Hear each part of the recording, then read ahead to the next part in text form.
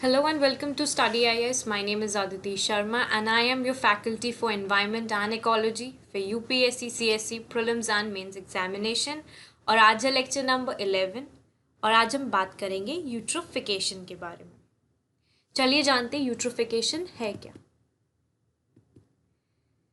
तो यूट्रोफिकेशन, अब all living things need specific nutrient to survive, जैसे हमें भी न्यूट्रिएंट्स की ज़रूरत होती है हमारी ग्रोथ के लिए, सारी चीज़ों के लिए, उसी प्रकार हर किसी को न्यूट्रिएंट्स की ज़रूरत होती है सर्वाइव करने के लिए। So now, usually nature does a pretty good job of providing just the right amount of nutrients because too many or too few can cause problems. So this is especially true in aquatic ecosystem because they are so dynamic. So when too few nutrients are present, the water is oligotrophic.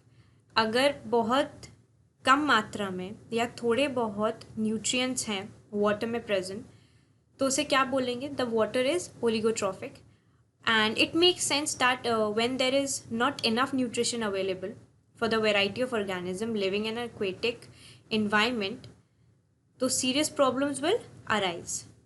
Now, problems can also arise जब यही nutrients overabundance हो जाए, मतलब एक अत्यधिक मात्रा में हो जाए, तो तब क्या होता है?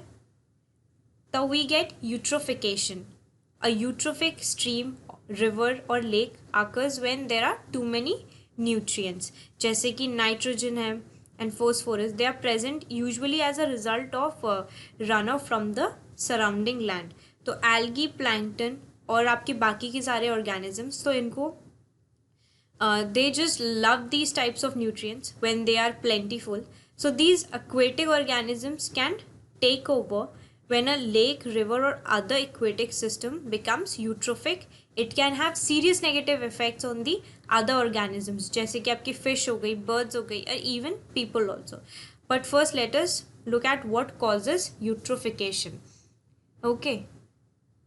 ये एक तरीके का डेड जोन भी बन जाए. अब यहाँ पे आप देख रहे हो, ये पूरा का पूरा एल्गी यहाँ पे स्प्रेड हो गया. अब ये एल्गी क्या करेगा? ये सनलाइट को भी अंदर पेनिट्रेट नहीं करने देगा, ठीक है? तो अंदर जो आपके ऑर्गेनिजम्स है वो सारे मर जाएंगे और ये एक डेड जोन बन जाता है. Like you can see eutrophic waters can eventually become dead zones that are incapable of supporting life. This will not support life then, because sunlight भी अंदर जा नहीं पा रही है, जो डिजोल्व्ड ऑक्सीजन है वो भी it's also depleting. So these things will harm the organisms which are living in aquatic ecosystem. It will cause a disbalance. अब causes देखते हैं एक बारी. तो eutrophication is most often the result of human activity. ठीक है, अब human activity कैसे? फार्म्स लाइक फर्टिलाइजर्स यूज़ करना, बहुत सारी चीज़ें, गोल्फ कोर्सेज हो गए, आपके लॉन्स है. तो यहाँ क्या होता है ना, ये हेविली फर्टिलाइज्ड होते हैं. They're heavily fertilized by the people, and these fertilizers are the perfect type of nutrients to feed hungry algae and plankton. And when it rains, तो यही जो fertilizers हैं, they will run off into the lakes, streams and rivers and oceans. तो concentrated animal feeding operations are also a major source of polluting nutrients. तो eutrophication can also come from natural events. अब ये natural events से भी हो सकता है, ठीक है? जैसे कि if stream, river or lake floods, it may wash away any excess nutrient off from the land and into the water. अब अगर मान लीजिए आपका फ्लड आ गई, ठीक है, तो उससे क्या होगा? जो एक्सेस न्यूट्रिएंट्स होंगे लैंड पे वो सारे के सारे वॉश होके वाटर की तरफ आ जाएंगे, किसी भी वाटर बॉडी में आ जाएंगे. तो that will also harm the organism which are living in the water body. So, eutrophication is less likely to occur in areas that are not surrounded by fertilized lands. अब जो भी water body है, ठीक है, and it is being surrounded, if it is not surrounded by these fertilized lands, तो वहाँ पे eutrophication होने के chances काफ़ी कम होते हैं. अब यहाँ देखिए आप, जैसे ये पूरी जो ऊपरी सतह है वो एल्गी से कवर हो गई है, ये पूरी एल्गी लेयर है ऊपर, इससे पूरी कवर हो गई है, ठीक है. अब जो सनलाइट है ना वो नीचे जा ही नहीं पा रही है, पेनिट्रेट ही नहीं कर पा रही उसमें. देखिए, excessive nutrients from the fertiliser are flushed from the land into the rivers और लेक्स बाय रेन वाटर, ठीक है. उसके बाद now these pollutants can cause aquatic plant growth, algae, duckweed and other plants.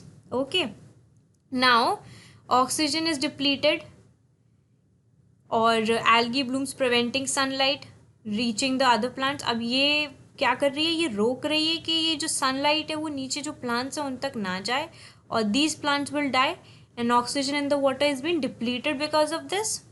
ठीक है, तो अब क्या हो रहा है, जो डेड प्लांट्स हैं they are been broken down by what, bacterias and decomposers using up even more oxygen in the water. ज़्यादा ऑक्सीजन की मदद से अब क्या होता है, जो बैक्टीरियाज होते हैं वो क्या करते हैं, जो डेड प्लांट्स हैं इनको ब्रेक डाउन कर देते हैं.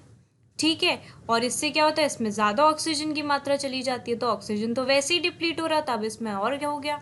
ठीक है, now this is what, this will cause death of the ecosystem.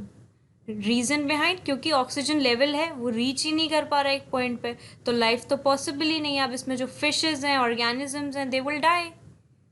Okay, now what happens to the huge biomass of algae in eutrophic waters. अब excess growth of algae in eutrophic waters is accompanied by generation of a large biomass of dead algae. So these dead algae sink to the bottom of water body where they are broken down by bacteria, और ये क्या consume कर लेती है, which consume oxygen in this process, like I told you.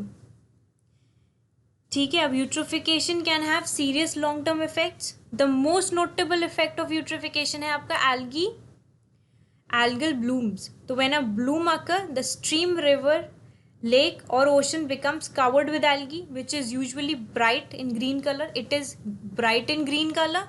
Okay, and it looks very pretty ugly. It also blocks light from reaching the water, and this prevents the aquatic plants from photosynthesizing, a process which provides oxygen and water to animals that need it, like fish and crabs.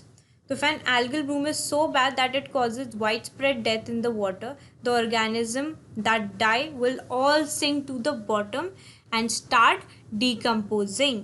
ठीक है, अब जो microbes हैं that will break down these dead organism and they will use oxygen to the work. और अब ज़्यादा oxygen use होगी तो क्या होगा, lack of oxygen will be present over there. Photosynthesis में भी it will create a problem into that, and there is also now a lack of oxygen for the decomposition of dead organisms also. Okay, so this will cause a lot of problem. Now classification of eutrophication. अब classification क्या, there are two types. एक तो होता है आपका anthropogenic. अब anthropogenic यानी कि ह्यूमन एक्टिविटी. ठीक है, ह्यूमन एक्टिविटी से कॉज होने वाली यूट्रोफिकेशन. अब ये कैसे होती है, जैसे एग्रीकल्चर फार्म्स हो गए आपके, मैंने बताया था गोल्फ कोर्सेज हैं, लॉन्स हैं. ठीक है, यहाँ क्या होते हैं, यहाँ पे सबसे ज़्यादा they are heavily enrich with these nutrients. Okay, so these like अब क्या होता है कि एग्रीकल्चर फार्म्स हैं, ये nutrients, so they are by humans in the form of fertilisers. ठीक है, अब यही फर्टिलाइजर्स होते हैं जो कि they are washed away by what, rains. By rains, अगर बारिश आएगी तो they will wash away in the water bodies, जैसे कि आपके लेक्स हो गए, रिवर्स हो गए.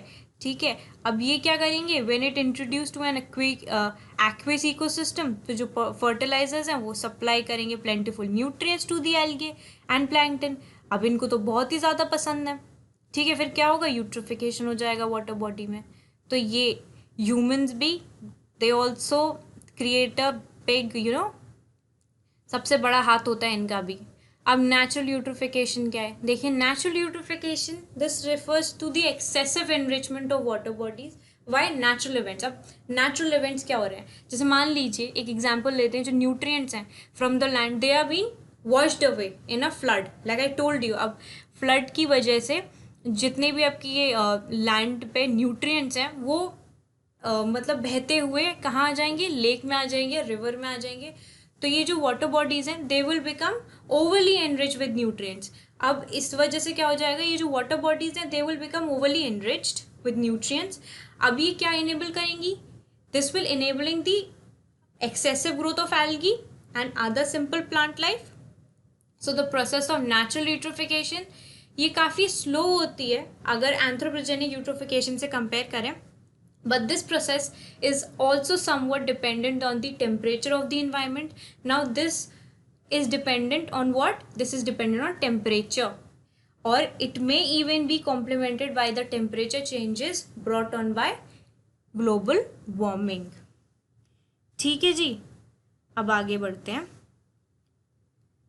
अब effects of eutrophication, like I told you, the adverse effects of eutrophication on aquatic bodies include a decrease in biodiversity. अब देखिए, जब ऑर्गेनिज्म जिंदा ही नहीं रहेंगे, फिशेज जिंदा नहीं रह रही हैं, प्लांट्स को फोटो ऑक्सीजन की कमी हो रही है, तो फिर क्या होगा? बायोडाइवर्सिटी में एक डिक्रीज हो जाएगा. ठीक है, aquatic bodies they will include a decrease in biodiversity, toxicity increase हो जाएगी वाटर बॉडी में, और चेंज किस में आएगा? Change will come in species dominance. So some other important effects of this process are like, देखिए जो phytoplankton हैं आपके, इनका क्या होगा? इनकी ग्रोथ बढ़ जाएगी इस सिचुएशन में, और ये these phytoplankton species are toxic and they are inedible. अब ये देखिए gelatinous zooplankton blooms, they will be fast in these waters. ठीक है, और increase होगा biomass of epiphytic and benthic algae that can be observed in eutrophic waters. Significant change किस में आएंगे? It will arise in species composition of microphytes and the biomass. ठीक है, water will lose its transparency and it develop a bad smell. अब जो जैसे water transparent होता है, like it doesn't have a colour and all, it's transparent. ठीक है, तो वो ट्रांसपेरेंट अब मान लीजिए कि एल्गी पूरा वाटर को कवर कर लेगी, वाटर बॉडी को, तो उसका कलर कुछ ग्रीन शेड में हो जाएगा, स्मेल भी गंदी होगी. ठीक है, okay, and the colour will be also bad. The treatment of this water will become difficult. Now how could we control this eutrophication?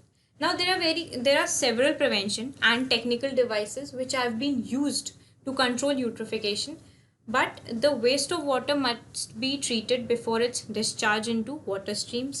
ठीक है, और recycling of nutrients होना चाहिए. एक they can be checked through harvest, removing nitrogen and phosphorus at the sources. ठीक है, तो ये सारी चीज़ें हमें ध्यान में रखनी पड़ेंगी. that will only be like हम इसको रोक पाएंगे. Otherwise minimization of eutrophication will be difficult, अगर हमें अपनी जो एक्वेटिक इकोसिस्टम है उससे बचाना है तो. ठीक है, now in the past the traditional eutrophication reduction strategy क्या थी? Including the alteration of excess nutrients, physical mixing of water, application of powerful herbicides and algicides have proven ineffective. So, and they were expensive also and impractical for the large ecosystem. अब आज के में क्या होता है कि जो main control है वो है आपका मैकेनिज्म ऑफ यूट्रोफिकेशन प्रोसेस. अब वो किस पे बेस्ड है? Now that is based on prevention techniques. ठीक है, namely like removal of nutrients that are introduced into water bodies from the water, and improvement of purifying performance of wastewater treatment plants, and installing tertiary treatments like system to reduce nutrient concentration, जैसे कि आपका implementation of effective filter ecosystem, reduction of phosphorus in the detergents. अब जो detergents हैं उनमें phosphorus की मात्रा उसको कम कर दिया जाए. ठीक है, rationalization of agriculture techniques. ठीक है, through proper planning of fertilization and use of slow release fertilizers. ठीक है, use of alternative practice in animal husbandry to limit the production of wastewater. तो ये सारी कुछ चीज़ें हैं जिससे हम कंट्रोल कर सकते हैं. ठीक है, और to destroy all the dead algae and excessive consumption of oxygen is required in some cases almost total by microorganism, and anoxic यानी कि oxygen free environment is thus created on the lake bottom with the growth of organism capable of living in the absence of oxygen, anaerobic responsible for degradation of the biomass. So the absence of oxygen that will reduce the biodiversity, causing in certain cases even the death of animal and plant species. So all this happen when the rate of degradation of algae by microorganism is greater than that of oxygen regeneration. Okay, so now अब यहाँ पे देखिए, जो algal blood है that should be removed upon their death and decomposition, and limiting the dissolved nutrients can control algal growth. So the most suitable, feasible and effective method involves the use of chemicals to precipitate additional phosphorus. Now precipitants like alum, lime, iron and sodium aluminate may be used. Physiochemical methods can be adopted to remove nutrients. For example, phosphorus can be removed by precipitation. और nitrogen को कैसे हटा सकते हैं हम? By nitrification or denitrification. Okay. So guys, in the next class we're gonna talk about wetlands.